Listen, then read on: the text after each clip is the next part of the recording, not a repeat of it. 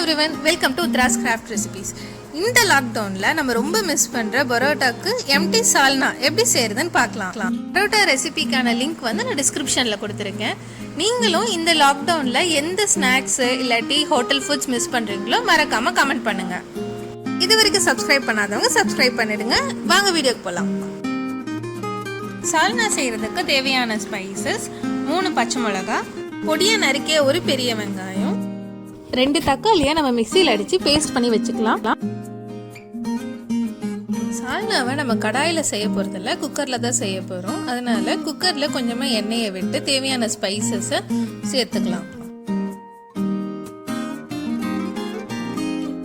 பச்சை மிளகாவை 2ஆக வெட்டி சேர்த்துக்கலாம்.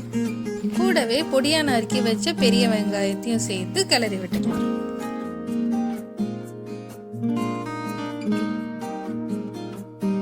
வெங்காயம் வதங்கினதும் கொஞ்சமாக புதினா இலை, 1 ஸ்பூன் இஞ்சி பூண்டு விழுது, அப்புறம் நம்ம அரைச்சி வச்ச தக்காளியும் சேர்த்து கலரிக்கலாம்.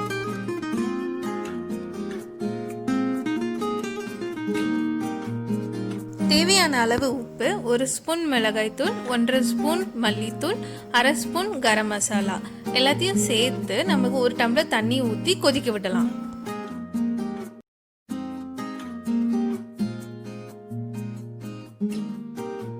கிரேவி நல்லா கொதிக்கிறதுக்குள்ள நம்ம தேங்காய் விழுது ரெடி பண்ணிடலாம். 1/4 கப் நிலக்கடலையை வறுத்து தோல் உரிச்சு எடுத்து வச்சுக்கலாம். கூடவே 1 ஸ்பூன் வெள்ளை எள்ளும் 1 ஸ்பூன் சோம்பும் நம்ம சேர்த்து வறுத்துக்கலாம்.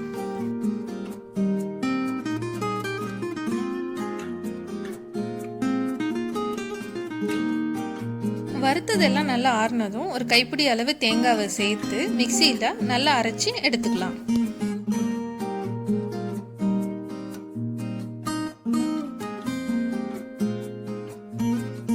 இதுவும் நம்ம கிரேவி நல்லா கொதி வந்துருச்சு. இந்த மாதிரி நல்லா வந்ததும் நம்ம அரைச்சி வச்ச தேங்காய் விழுதை சேர்த்துக்கலாம்.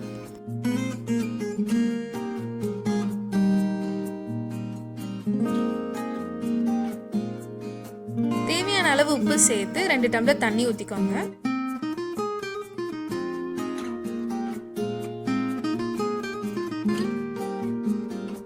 குக்கரை மூடி 2 விசில் வர வரைக்கும் நம்ம விட போறோம்.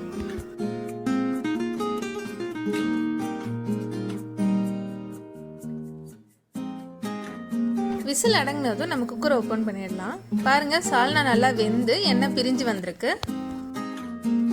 நான் 1 ஸ்பூன் கசூரி மேத்தி ஆட் பண்ணுறேன். இது இல்லைனாலும் நீங்கள் கொத்தமல்லி இலையை கூட ஆட் பண்ணிக்கலாம். இதுவும் நம்ம பரோட்டாக்கு எம்டி சால்னா ரெடி. உங்களுக்கு இந்த வீடியோ பிடிச்சிருந்தா மறக்காமல் like, share and subscribe Uthra's craft recipes. இந்த லாக்டவுனில் நீங்கள் மிஸ் பண்ண ஃபுட் ஐட்டமை மறக்காமல் கமெண்ட் பண்ணுங்கள். அதுக்கான ரெசிபியும் ஆன் தி வேல வந்துட்டே இருக்கும். தேங்க்யூ.